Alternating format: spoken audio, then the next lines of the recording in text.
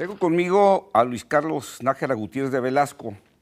Su expediente dice que es abogado, que estudió la licenciatura en Derecho en la Universidad Autónoma de Guadalajara y tiene maestría en Derecho Constitucional y Amparo, también en este caso por la Universidad de Guadalajara. Y bueno, es experto en seguridad pública avalado tanto por la Policía Nacional Francesa y la de Gobernación. Hay otros datos más en su expediente que ahorita iremos revelando.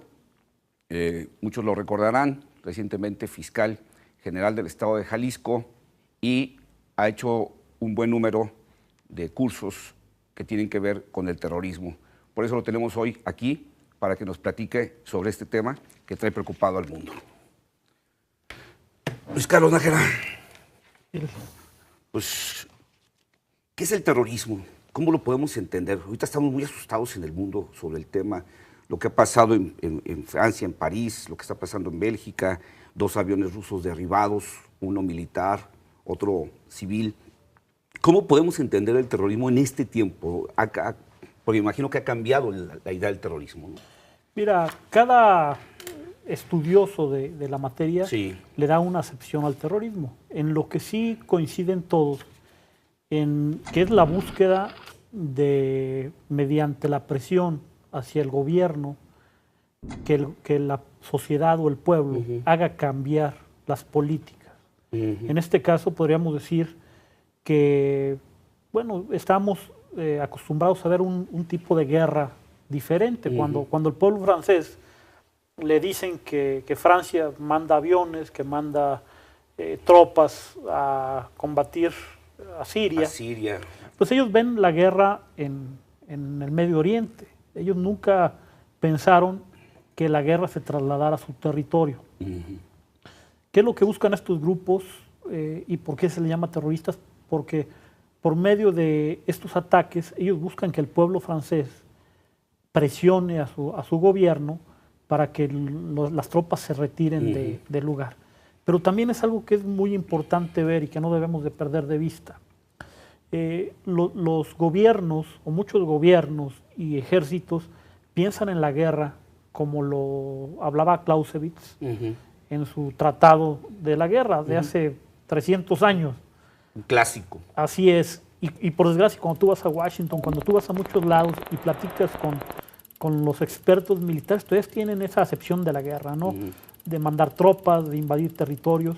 Pero hay otros expertos como Mary Kaldor, como Moisés Naim, que ya te hablan de una guerra global, que ya no te hablan únicamente de lo que es la guerra al trasladar las tropas, sino que te hablan de esto precisamente, de grupos subversivos, de grupos que atacan en territorios que tú pudieras creer que no están dentro del conflicto. Entonces hoy estamos viviendo otro tipo de guerra y pues tal vez es lo que se decía que era la guerra del terrorismo, ¿no? Que es entonces aplicar acciones violentas, acciones de terror, acciones agresivas para generar terror, como su nombre lo indica, buscando entonces que los gobiernos cambien de actitud en temas interiores o exteriores. Cambiar las políticas, cambiar la actitud, que el pueblo le pida al gobierno que retiren las tropas. Vamos viéndolo desde el punto de vista mediático. Muchas veces los gobiernos no hablan de pérdidas, no hablan de tragedias, de lo que está pasando en el campo de batalla. Sí. Entonces tú sabes que lo que el pueblo no se entera, pues no existe, ¿no? Entonces imagínate que lo que está pasando en el campo de batalla te lo transfieran al centro de la capital de un país. Entonces hoy la población va a vivir y va en carne propia y se va a enterar forzosamente de tragedias, de asesinatos, de muchas cosas. Entonces es una forma de presión por parte de estos grupos que en el terreno o en el lugar donde se está llevando la guerra convencional, por llamarlo de alguna forma, y donde no están teniendo la publicidad que ellos quieren, pues lo trasladan a donde sí van a tener eco y van a tener publicidad. ¿Ha existido toda la vida el terrorismo? ¿Viene con el ser humano? ¿Viene con la naturaleza humana? Mira, digo, porque vemos en algunos grabados de la historia dioses con cabezas en la mano sangrantes, y vemos decapitaciones y vemos desmembramientos. O sea, como que generar terror es parte de la naturaleza humana. Bueno, pues hay que recordar que hay muchos tipos de beligerancia, por decirlo de alguna forma. Está la guerrilla, está la contraguerrilla, está el terrorismo. Y si nos vamos a la historia, el terrorismo, pues podemos decir que moderno, empieza hace muy poco. Pero si tú estudias la historia, los golpes de mano de los israelitas hacia los romanos y algunos otros pueblos antiguos, pues ya podríamos decir que estamos hablando de terrorismo, aunque no se traslada al corazón de la nación. O sea, los israelitas nunca fueron a atacar a los romanos a Roma, ¿sí? Entonces era muy difícil que se llevara este cambio. Sí. Daban golpe de mano tipo guerrillero más bien, no tanto como terrorista. Entonces aquí yo creo que por eso el terrorismo sería trasladar el ataque a donde el pueblo pudiera percatarse, para que el pueblo le exija al gobierno que haga un cambio de política. Digamos que de alguna manera viene ligado a los medios masivos de comunicación. Pues pudiera decir. O sea, en la medida en que puedo hacerle ruido, pues en esa medida genero terror, ¿no? Si no, pues también quedaría entre unas cuantas gentes el enterarse de ese tipo de acciones. Sí, pues hay que recordar que a Napoleón hubo atentados en París, en el centro de París, tuvo atentados. Y conforme se pudo controlar la situación, poca gente se enteró de eso, ¿no? Y podríamos decir que fueron golpes de terrorismo, porque ya se manejaba como actos de terrorismo.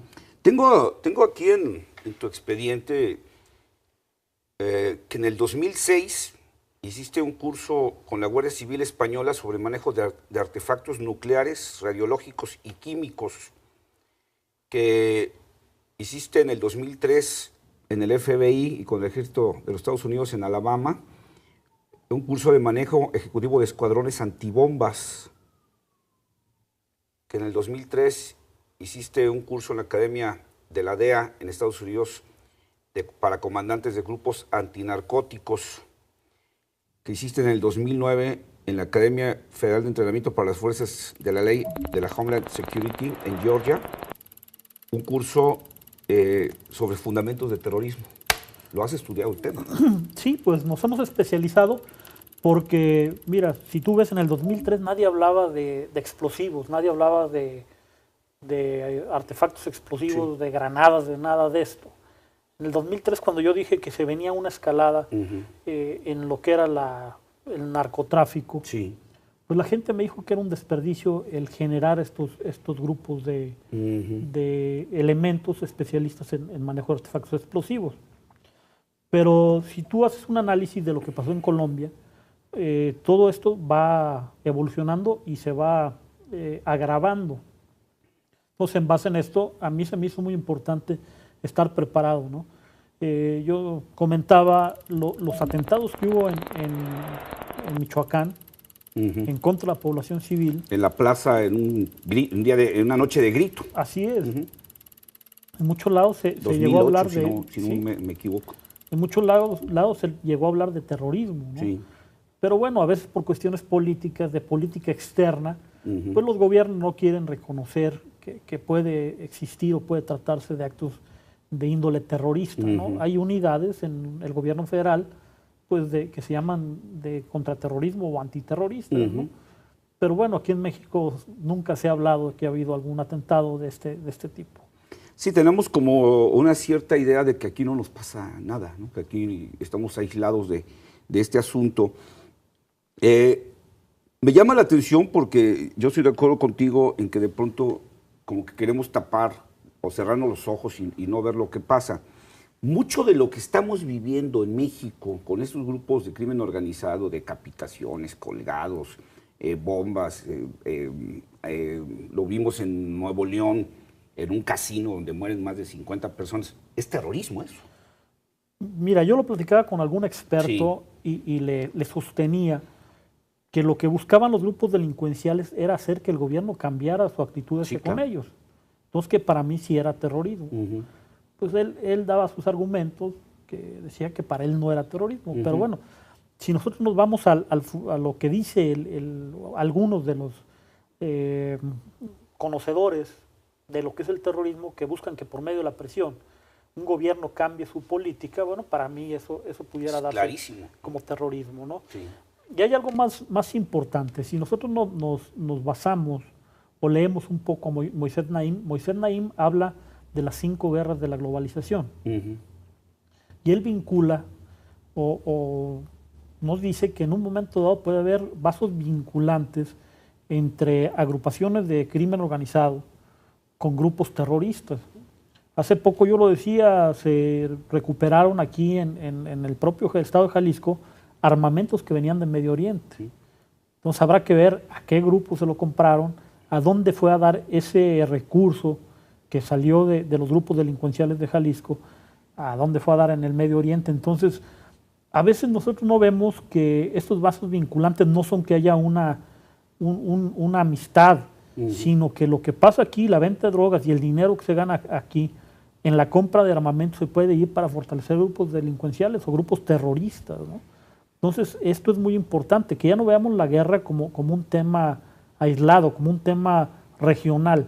Ya vimos que una guerra que creíamos que se estaba librando en Siria fue a parar a París. Y a Bélgica. Están en alerta en Bélgica y bueno, ya le declararon la guerra supuestamente o amenazaron a muchos otros países, sí. ¿No? Te voy a interrumpir porque quiero hacerte otras preguntas, porque el estudiar el terrorismo obviamente implica, uno pensaría en la protección, ¿no? Sin embargo, lo hemos estado viendo en Estados Unidos, lo hemos estado viendo en Europa, parece ser como que no hay manera de protegernos ante eso. ¿Me permites para podértelo hacer?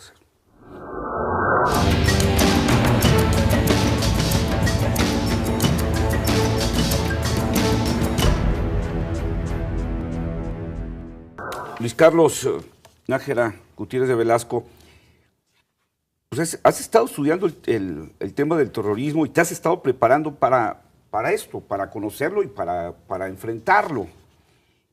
Hay de pronto una sensación, lo que pasó en los Estados Unidos, lo que les ha pasado en sus embajadas, le pasó en las Torres Gemelas del World Trade Center de Nueva York, le sigue pasando en algunas bases militares, le acaba de pasar a París. Bélgica está metida en una emergencia, prácticamente paralizada su capital. De pronto parece como que no hay manera de enfrentarlo, de pronto parece como que es la cabeza de la hidra y que siguen apareciendo por todos lados los tentáculos del terrorismo.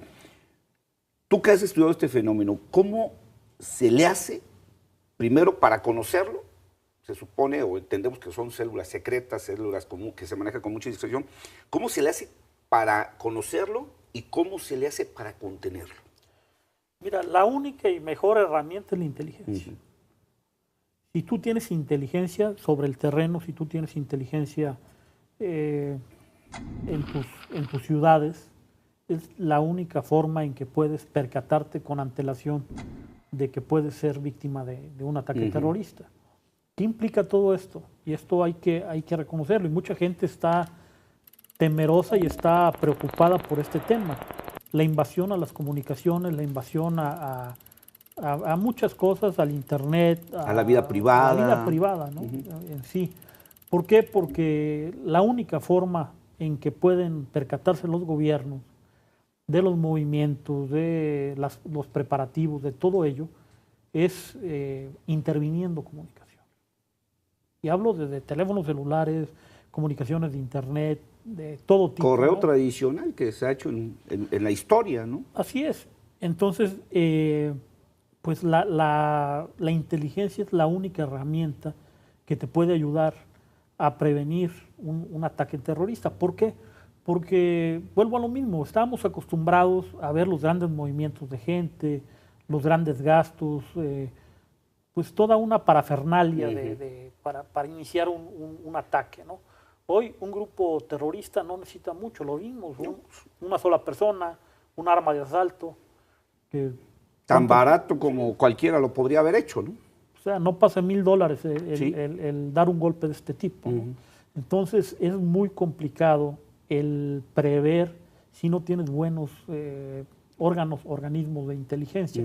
Francia es un país que tiene un alto conocimiento y tiene un reconocimiento en la comunidad internacional por los organismos de inteligencia, por una policía nacional bien organizada. Imagínate qué pasa, algo que se vio en los Estados Unidos y que fue el primer cambio que hizo el presidente Obama, fue el generar una mesa de inteligencia. Cuando él llega, el primer mandato o el segundo mandato, si tú ves la iniciativa número 2 del presidente Obama, es la generación de una mesa de inteligencia. En esa mesa de inteligencia están sentados elementos de primer nivel de todos los organismos de inteligencia de los Estados Unidos. Llámese Marina, llámese Armada, llámese FBI, DEA, todas las áreas de inteligencia de los Estados Unidos están sentadas en esa mesa. ¿Por qué? Porque se dieron cuenta de que si bien antes del 9/11 había información, la información no fluía. Sí. La información, tenía algo de información la DEA, tenía algo de información el FBI, algo el servicio secreto, cada quien tenía algo de información, pero no fluía la información. Entonces Barack Obama, una de las primeras situaciones que él genera es esta mesa de inteligencia precisamente para que fluya la información. Hoy si alguien oculta información, pues es ocultar la información al presidente y ya es un tema delicado. Entonces Obama vio la necesidad y vio la urgencia de generar estos vasos de comunicación entre agencias. Imagínate un país como el nuestro que tiene 1.700 policías, y hablamos de policías, no hablamos ya de ministeriales, de federales, de todo ello, policías municipales que escasamente se hablan entre sí, pues es un tema complicado, ¿no? Fíjate que eso que tocas es un tema importante porque, bueno, en los Estados Unidos, después del atentado de las Torres Gemelas, construyeron también la entidad para la seguridad interna del país. O sea, no solo tienen las entidades que se preocupan afuera en el exterior, sino también crearon su propia entidad dedicada precisamente a darle protección a los americanos dentro del territorio americano. Tú has citado a Moisés Naim y él señala un factor importante. Dice, bueno, pues mientras estos grupos están fuera de la ley, son internacionales, o sea, no tienen fuero, no tienen nacionalidad, su trabajo es matar, su trabajo es violar la ley, tienen mucho dinero, gozan de mucho dinero, aunque puedan gastarse poquito en atentados de este tipo. Contra eso, las policías, hay policías federales, policías estatales y policías municipales. Pero luego, entre las policías federales y estatales se dividen aparte por actividad, que las del fiscal, las del narcotráfico, las de migración, o sea, ni siquiera están viendo todas las aristas cuando estos grupos pues contrabandean armas, contrabandean personas, falsifican documentos, evaden impuestos, por supuesto, manejan capitales de un país a otro. O sea, parece ser que en términos logísticos hay una gran desventaja. Mientras estos tienen que cumplir la ley y regirse a las reglas, estos pues están totalmente fuera de ese control, ¿no? Sí, y tenemos que buscar la forma de igualar las fuerzas, ¿no? Sí. Y que esto, no implique violar la ley. Claro. ¿Y esto cómo sería? Con comunicación. Sí. ¿Por qué? Porque hoy te puedo decir que muchas entidades no tienen comunicación. Si una persona entra por una frontera y es detectada con alguna irregularidad, pues a lo mejor no se le entera a la entidad. Sí, mejor lo detiene el policía municipal. Sí. Y no se le entera a la entidad que debe de investigar esta situación. Entonces, volvemos un poco al fenómeno de los Estados Unidos, ¿no? En los Estados Unidos, lo primero que, al crear el Departamento de Seguridad Interna, ya reconoce también en una de las reformas que lo que pasa fuera de los Estados Unidos afecta directamente a la seguridad interna de los Estados Unidos. Ya hablan de que no solamente es un tema de seguridad interna, la seguridad, el Departamento de Seguridad Interna, si bien se llama así, también ve temas al exterior de los Estados Unidos. ¿Por qué? Porque algo que pasa fuera de Estados Unidos puede afectarlo directamente a la seguridad interior de los Estados Unidos. Y tenemos que verlo ya desde esa óptica, porque pues ya son guerras, como tú ves, podríamos decir, son guerras no declaradas. Sí. Son guerras que en cualquier momento se pueden dar en cualquier ciudad, vemos los atentados de Londres, vemos los atentados de Madrid, vemos los atentados hoy de París. Entonces vemos que son guerras que, si bien la guerra como tal, con el concepto antiguo, se está llevando en otro lado, las repercusiones se pueden dar en cualquier ciudad. Sí, porque antes teníamos de alguna manera la idea de que las guerras se daban en un determinado territorio, ¿no? Y bueno, decíamos, la guerra ahorita se está dando en estas ciudades y en este territorio, aunque hoy se está dando en una parte de Siria y de Irak, pero las ramificaciones pueden surgir en cualquier lugar, ¿no? Cuánto lo que hacía McNamara, ¿no? Durante la guerra de Vietnam, hay que ganar sus mentes y sus corazones. Acá hay que atemorizar las mentes y los corazones. ¿Por qué? Porque lo que buscan es que los pueblos exijan a los gobiernos que hacer un cambio, ¿no? Sí, oye, pues, esa gente tiene sus derechos, esa gente tiene eso, tiene el otro, no los molesten, ¿no? Y estos por mientras van a querer seguir pues haciendo lo que ellos quieran hacer, ¿El ¿no? tema migratorio ha sido un factor para que esto se agrave? Y no lo digo únicamente por lo que está viviendo Europa con cientos de miles de musulmanes que se han ido a vivir a territorio europeo. Me refiero, por ejemplo, a México, que es un país de paso de migrantes hacia los Estados Unidos. Bueno, pues decimos que es un país de paso, pero muchos no llegan a Estados Unidos, se quedan aquí. El gran problema es que a veces no sabemos quiénes son, qué hacen, qué antecedentes tienen, y muchos de ellos ni siquiera sabemos cómo se llaman realmente. ¿Ese es un factor que agrava o que incrementa el riesgo? Yo te puedo hablar de la delincuencia común. Mucha gente que inclusive entra con documentos legítimos ha cometido delitos en otros países. Y eso nos puede incrementar el riesgo. Y nos habla la poca o nula comunicación que muchas veces se tiene, pues por muchas situaciones, ¿no? Sabemos que es importante el no prejuzgar y el no condenar a nadie como culpable, si no se le condena por algo, ¿no? Pero digo, el hecho de señalar que tiene un antecedente previo y aquí cuando llega se le detiene cometiendo el mismo delito, bueno, pues ya te habla de alguna situación de que tal vez sí hubo razón para la primera detención, ¿no? Pero si esto lo trasladamos ya al plano internacional, hace poco se hablaba, y volvemos al tema de la posible vinculación, que poco falta para que los grupos de la delincuencia organizada transnacional pudieran ser contactados por los grupos terroristas y que utilicen los caminos para el trasiego de personas, para el tráfico de personas, para introducir gente. Se habló en el 98, si mal no recuerdo, se habló también a principios del 2012, 2010, de que esto pudiera estarse dando en México para trasladar gente que pudiera generar atentados. Y hay que recordar que pues, estos grupos tienen todo el tiempo del mundo. Están lo que se llama las células dormidas, ¿no? Que son gente que ingresa, que hace una vida normal, y en el momento en que ven la oportunidad o que ven la necesidad, son activadas y cometen un atentado. Lo de Londres, pues toda la gente decía que era gente que tenía ya mucho tiempo, que era gente que era gente normal, podríamos decir, en la comunidad, y después de un tiempo son activados, ¿no?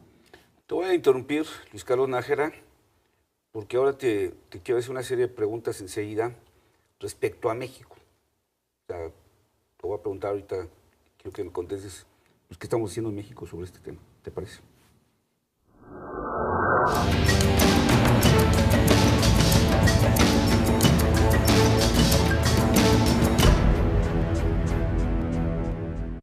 Luis Carlos Nájera, pues todo esto que has estudiado en España, en Estados Unidos, sobre el tema del narcotráfico lo has estudiado, pero también sobre el tema del terrorismo y el contraterrorismo.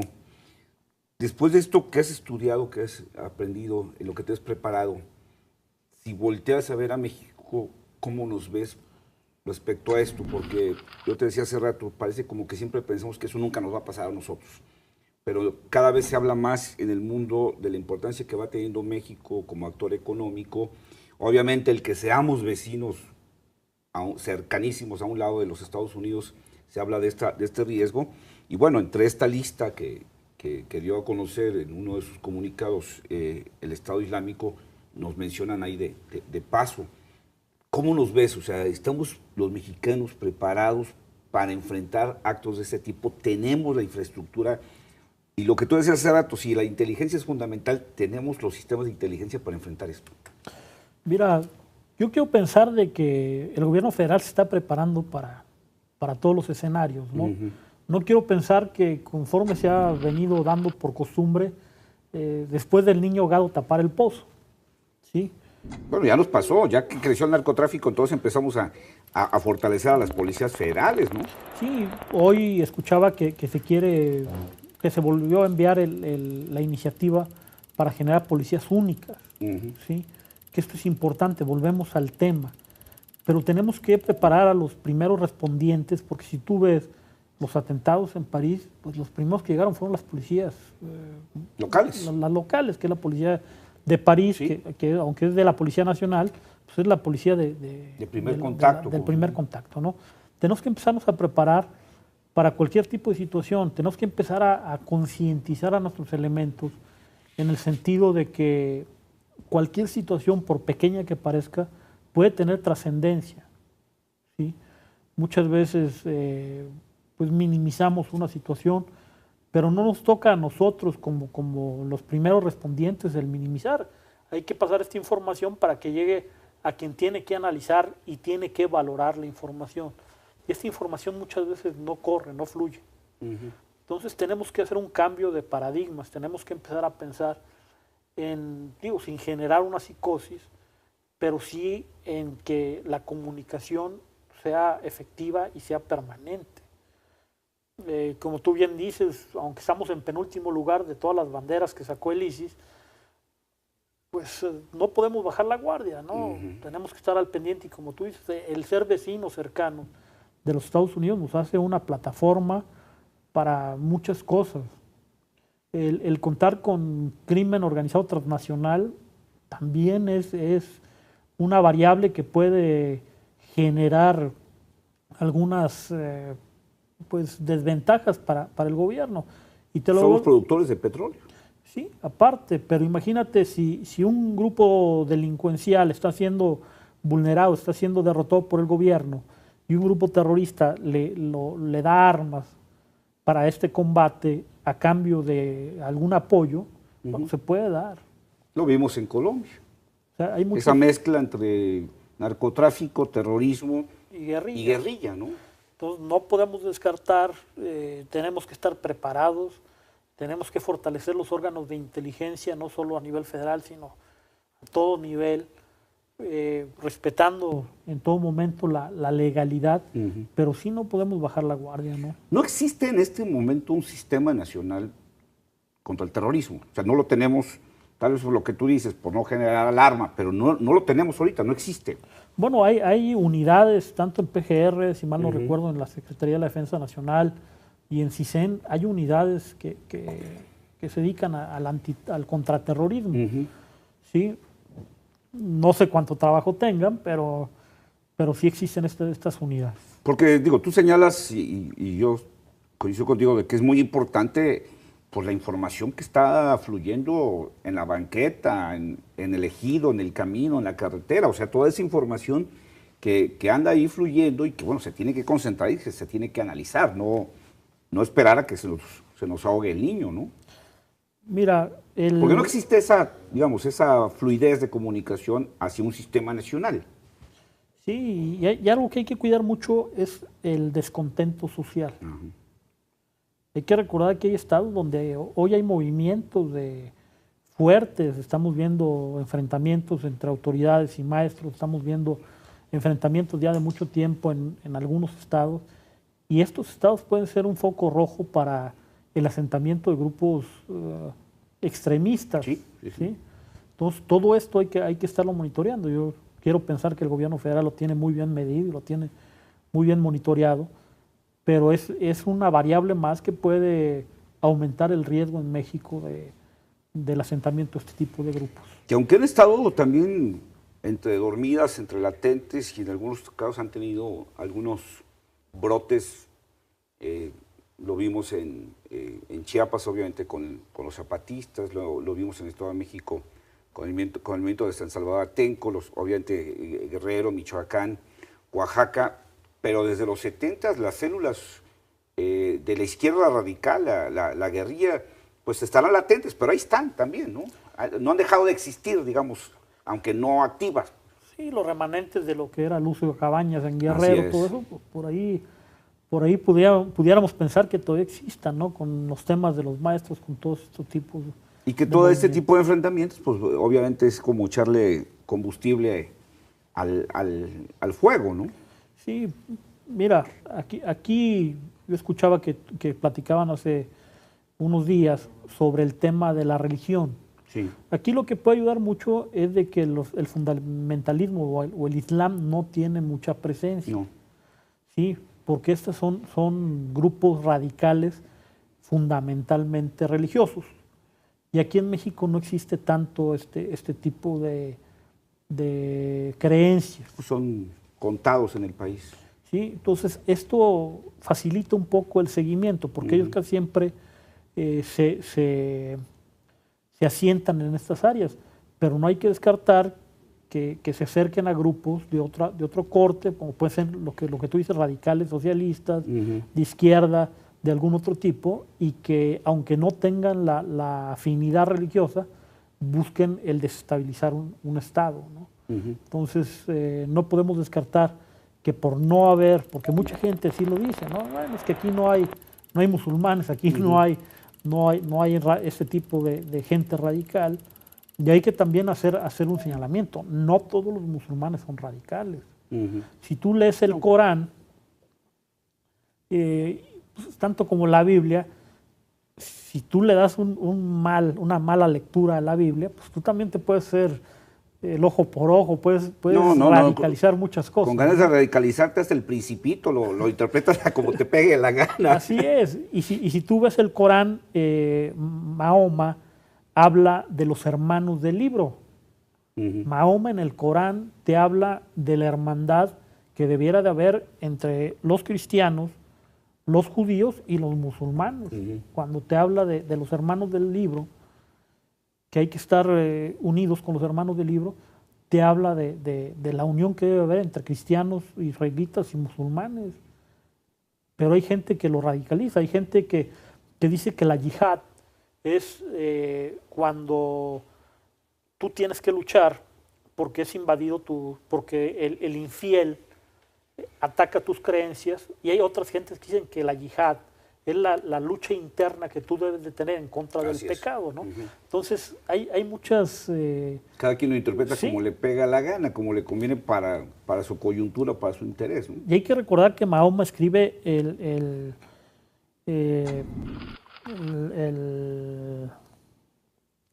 Corán en 3 etapas.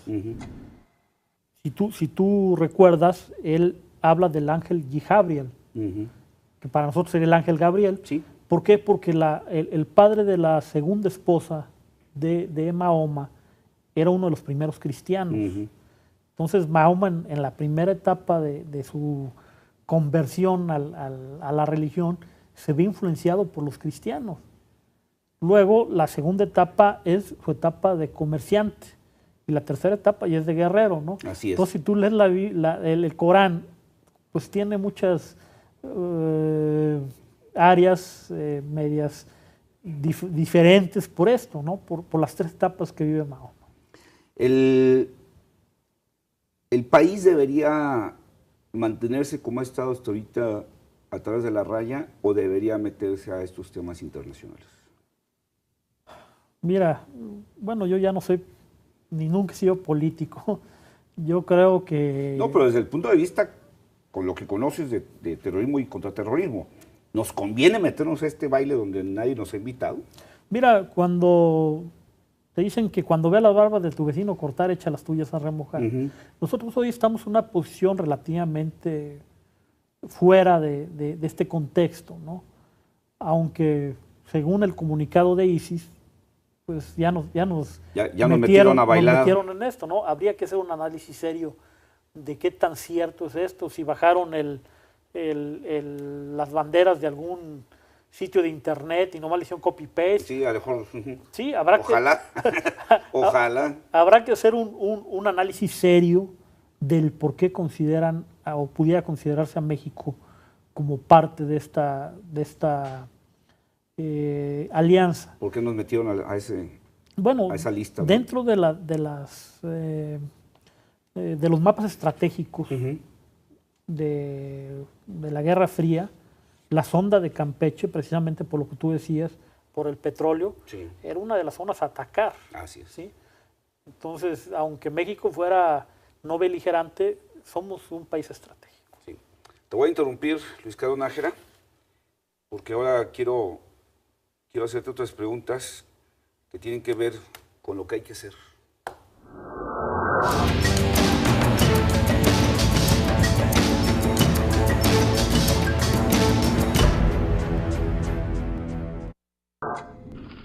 Luis Carlos Nájera, vuelvo a revisar tu expediente. Negociación en crisis en Texas, manejo de escuadrones antibombas con el FBI y con el ejército norteamericano, curso en la Academia Nacional del FBI para ejecutivos de cuerpos de seguridad.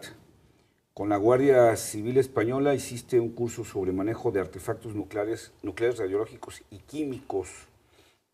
Hiciste sobre contraterrorismo, cursos con la Guardia Civil Española, con Scotland Yard en Inglaterra y con el Centro de Estudios Hemisféricos de Defensa de los Estados Unidos. También estudiaste cursos sobre fundamentos del terrorismo en Estados Unidos y terrorismo y contrainsurgencia en el Centro de Estudios Hemisféricos de la Defensa de los Estados Unidos. Pues algo aprendiste, o mucho aprendiste. Desde esto que para mí te convierte en un experto del tema, ¿qué tendríamos que hacer en México en esta coyuntura en específica? Porque ya nos metieron, aunque pensemos que se equivocaron de bandera y que copiaron una, que no era, pero de alguna manera ya nos metieron, y más vale prevenir que lamentar. Pero si en el fondo el país, o a futuro el país va a tener más presencia mundial, va a tener más importancia económica, seguiremos siendo vecinos de los Estados Unidos para toda la vida, ¿qué habría que hacer? ¿Qué pasos inmediatos tendríamos que dar como país? ¿Y qué pasos tendríamos que hacer a mediano y largo plazo para evitar que un día estemos lamentando hechos como los que está viviendo Europa o como los que ha vivido Estados Unidos? Mira, unificar policías. Tanta división de pensamientos, de uniformes, de formas de pensar, te generan distanciamiento. ¿Sí? Yo lo he comentado desde que estaba en estos menesteres, que a veces como jefes de policías tenemos el complejo de Adán, creemos que somos los primeros hombres sobre la tierra, ¿no? Y generamos ínsulas, ¿no? Y hoy vemos que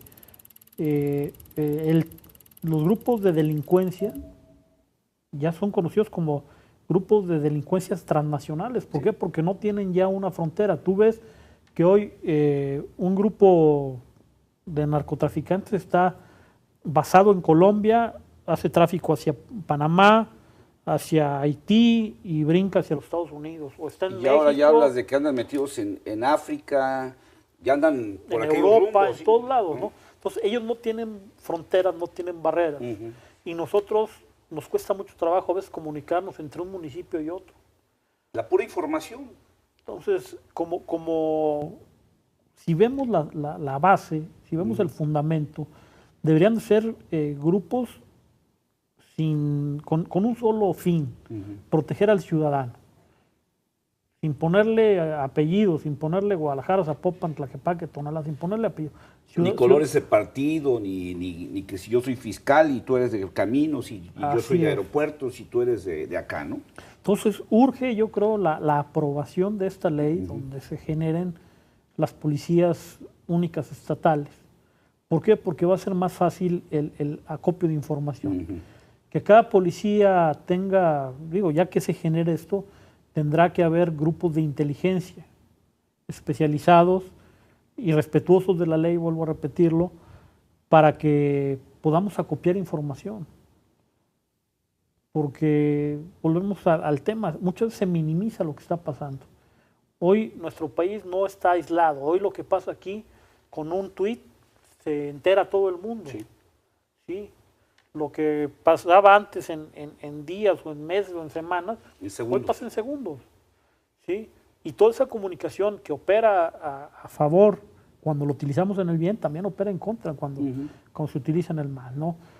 Platicaba yo hace unos días con alguna persona sobre el tema de la extorsión telefónica. Es increíble cómo los extorsionadores cambian su forma de actuar en forma casi simultánea. Cuando pasa un evento trascendente que alerta a la sociedad, casi de inmediato te están hablando y te están extorsionando. Y oye, sí viste que matamos a... Aprovechan el momento. Sí. Entonces, todo esto nos habla de cómo también para el mal se está generando este tipo de situación. Y tenemos que buscar la forma de que con inteligencia, con herramientas de inteligencia, generando redes de vínculos, generando información, pues podamos saber quiénes son, cómo son y cómo contrarrestar, cómo seguir, cómo prevenir más que nada, ¿no? Porque pues un atentado, así digamos que mataron a una o dos gentes, que pudo haber sido peor, porque hoy estoy leyendo que hubo un atentado en Honduras y decía, pudo haber sido algo peor porque se les acabaron los cartuchos a los delincuentes, dices tú. Pues pregúntenle al papá o a la mamá del muerto, ¿no? A ver si puede ser una cosa así, claro. Sí, ¿no? Entonces, sí, un muerto es suficiente, un muerto es demasiado. Así es. Entonces tenemos que generar inteligencia. Y bueno, es otro tipo de actos, pues a veces el gobierno los llama vandálicos, a veces el gobierno los llama delincuenciales, pero bueno, al final el mensaje fuerte y claro, tanto para la sociedad como para el gobierno, es de infundir terror, ¿no? Lo que pasó en Honduras también es un golpe fuerte, es un golpe que atemoriza a una población y bueno, pues, para mí puede ser un acto de terrorismo también. Deberíamos empezar a hablar con más naturalidad de esto, cuidando lo que tú señalabas, de no generar angustia, de no generar miedo en la población, pero deberíamos empezar a hablar en México más de este tema con naturalidad para prepararnos. Mira, cuando tú vas a los Estados Unidos, por ejemplo, ves que hay muchos anuncios que te dicen denuncia, que te dicen si ves algo sospechoso llama, te dan teléfonos, te dan números. Debemos de ser más participativos. Si lo vemos con el crimen común, que muchas veces decimos, bueno, pues, mientras no se metan conmigo no hay problema. Bueno, esto puede darse en una sociedad tan complaciente, ¿no? Sí. Entonces tenemos que estar muy atentos, tenemos que estar muy alertas ante estas situaciones. Vuelvo a repetírtelo, por desgracia tenemos la filosofía de que hasta que no se nos ahogue el niño vamos a tapar el pozo. Y hasta que no pase algo así, pues vamos a empezar a preocuparnos. Pero digo, con el paso del tiempo se nos va a olvidar porque Michoacán, Morelia, ya nadie se acuerda de eso, ¿no? Y tú vas allá y qué bueno que tenemos esa resiliencia tan pronta, ¿no? Sí, pero que no implique irresponsabilidad de no prepararnos para evitar que vuelva a suceder. Así es. ¿Y qué es lo que debería de, qué es lo más triste, ¿no? Que como tú dices, nos acostumbramos. O sea, en cualquier país, después de un tema como lo de Morelia, lo vimos en Francia, la gente salía y cantaba el himno y sabía quién era el enemigo, ¿no? Lo que pasó en el casino en Monterrey, o sea, estás hablando de un asunto verdaderamente delicado y parece como que al día siguiente ya todo el mundo andaba como si nada, ¿no? Y la gente se le olvida quién es el verdadero enemigo. El verdadero enemigo no es el gobierno. Porque hubiera sido muy fácil para los parisinos, para los franceses, culpar al gobierno. ¿Sí? Pero ellos ven que el verdadero enemigo es el que hizo el daño, el que generó el ataque. Y aquí atacan en Morelia y bueno, se culpa al gobierno en forma automática. Todo esto, ojalá y cambie, ojalá y que nos concienticemos. Tú has hecho todos estos cursos que he estado hablando, que he estado mencionando de terrorismo y contraterrorismo. ¿Crees que hay el número suficiente de gente en México preparada para este tema? Preparada porque creo que para poder prevenir necesitamos conocer. Yo no puedo prevenir los temas del terrorismo si no sé ni siquiera qué es el terrorismo? No puedo aplicar acciones contraterroristas si no sé cómo se hace el contraterrorismo. ¿Hay el número suficiente de gente en México preparada para empezar a trabajar en esto? Mira, vuelvo a repetirte, creo que hay áreas en el gobierno federal que hablan de este tema. ¿Qué tan preparados o no preparados estén? Realmente lo desconozco. Yo en estos cursos que tomé en el extranjero no tuve compañeros de México. ¿Por qué? Porque es un tema que no preocupa, que no importa. A lo mejor es un poco como lo que pasó con el manejo de artefactos explosivos. En el 2003 nadie hablaba de esto. Hasta que empezaron a aparecer granadas, a aparecer todo esto, se empezaron a preocupar por generar estos grupos de manejo de artefactos explosivos. Hasta hace poco se había hablado ya de generar a nivel regional al menos estos grupos de expertos en manejo de artefactos explosivos. ¿Por qué? Porque ha habido coches bomba, ya ha habido artefactos explosivos improvisados en contra de personas. Ya vemos que ya es una realidad, si bien por fortuna no está generalizada, y es algo que se está dando en México. Y tiene mucho que ver también con la comunicación, ¿no? Tiene mucho atrás de estrategias de comunicación, cómo el terrorista aprovecha las redes sociales, los medios de comunicación, para precisamente influir en el ánimo de la gente con el miedo, pero también el contraterrorismo necesita estrategias de comunicación, ¿no? Sí, la información es básica para cualquier combate a la delincuencia, al terrorismo, a cualquier situación. Entonces es importante que nos unamos. Y vuelvo a ponerte el ejemplo de Francia, ¿no? Minutos después de haber pasado los atentados, el pueblo francés estaba indignado, pero en contra de los delincuentes, no en contra de su gobierno, ¿no? Es importante que nos unamos a favor del gobierno en contra de los verdaderos delincuentes. Pues Luis Carlos Nájera Gutiérrez de Velasco, pues te agradezco mucho que nos hayas proporcionado toda esta información y que nos hayas ayudado a entender este fenómeno. Creo que, aunque no es nuevo, creo que cada día está más en la vida nuestra, cada vez está, por desgracia, en lo que se platica en los cafés, en las reuniones familiares, en la calle, en el trabajo. Y creo que es un tema, insisto yo, el que los mexicanos debemos empezar a tomar con mucho más seriedad y responsabilidad. Como tú decías, no esperamos a que se nos ahogue un niño para tapar el aljibe, ¿no? Así es, hay que planear en lo peor para esperar lo mejor, ¿no? Así es. Pues muchas gracias por esa información y por ayudarnos a entender este fenómeno. Muchas gracias.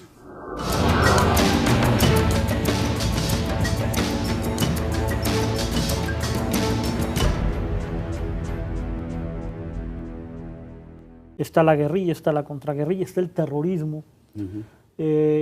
Y si nos vamos a la historia, el terrorismo, pues podemos decir que moderno, empieza hace muy poco, pero si tú estudias la historia, los golpes de mano de los israelitas hacia los romanos y algunos otros pueblos antiguos, pues ya podríamos decir que estamos hablando de terrorismo, aunque no se traslada al corazón de la nación. O sea, los israelitas nunca fueron a atacar a los romanos a Roma, ¿sí?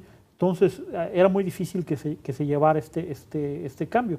Daban golpe de mano tipo guerrillero más bien, no tanto como terrorista. Entonces aquí yo creo que por eso el terrorismo sería trasladar el ataque a donde el pueblo pudiera percatarse, para que el pueblo le exija al gobierno que haga un cambio de política. Digamos que de alguna manera viene ligado a los medios masivos de comunicación. Pues pudiera decir. O sea, en la medida en que puedo hacerle ruido, pues en esa medida genero terror, ¿no? Si no, pues también quedaría entre unas cuantas gentes el enterarse de ese tipo de acciones. Sí, pues hay que recordar que a Napoleón hubo atentados en París, en el centro de París. Porque imagino que ha cambiado la idea del terrorismo, ¿no?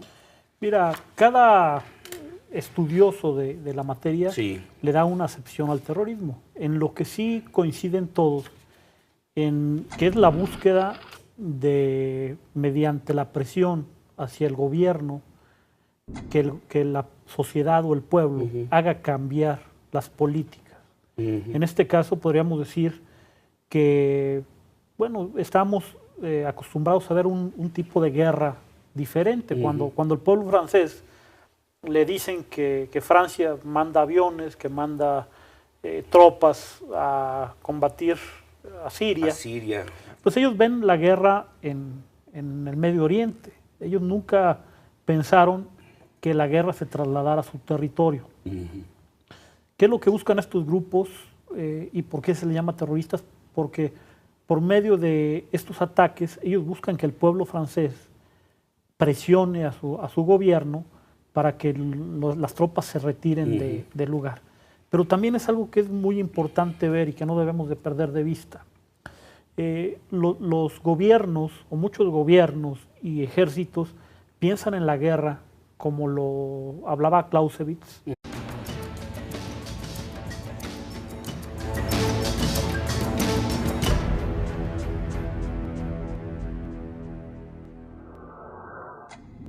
Tengo conmigo a Luis Carlos Nájera Gutiérrez de Velasco.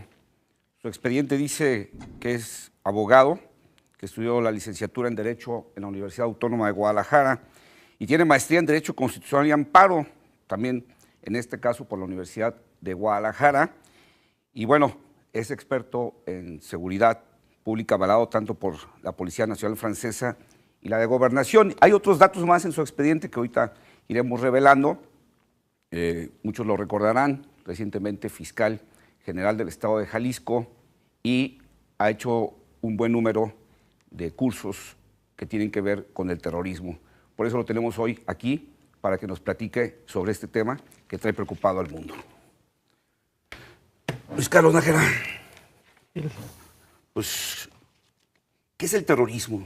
¿Cómo lo podemos entender? Ahorita estamos muy asustados en el mundo sobre el tema, lo que ha pasado en Francia, en París, lo que está pasando en Bélgica, 2 aviones rusos derribados, uno militar, otro civil.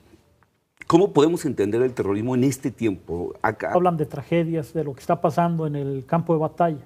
Sí. Entonces tú sabes que lo que el pueblo no se entera, pues no existe. No existe, ¿no? Entonces imagínate que lo que está pasando en el campo de batalla te lo transfieran al centro de la capital de un país. Entonces hoy la población va a vivir y va en carne propia y se va a enterar forzosamente de tragedias, de asesinatos, de muchas cosas. Entonces es una forma de presión por parte de estos grupos que en el terreno o en el lugar donde se está llevando la guerra convencional, por llamarlo de alguna forma, y donde no están teniendo la publicidad que ellos quieren, pues lo trasladan a donde sí van a tener eco y van a tener publicidad. ¿Ha existido toda la vida el terrorismo? ¿Viene con el ser humano? ¿Viene con la naturaleza humana? Mira... Digo, porque vemos en algunos grabados de la historia dioses con cabezas en la mano sangrantes y vemos decapitaciones y vemos desmembramientos. O sea, como que generar terror es parte de la naturaleza humana. Bueno, pues hay que recordar que hay muchos tipos de beligerancia, por decirlo de alguna forma, en su tratado de la guerra de hace 300 años.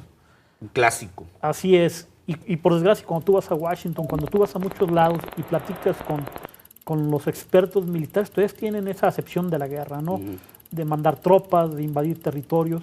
Pero hay otros expertos como Mary Kaldor, como Moisés Naim, que ya te hablan de una guerra global, que ya no te hablan únicamente de lo que es la guerra al trasladar las tropas, sino que te hablan de esto precisamente, de grupos subversivos, de grupos que atacan en territorios que tú pudieras creer que no están dentro del conflicto.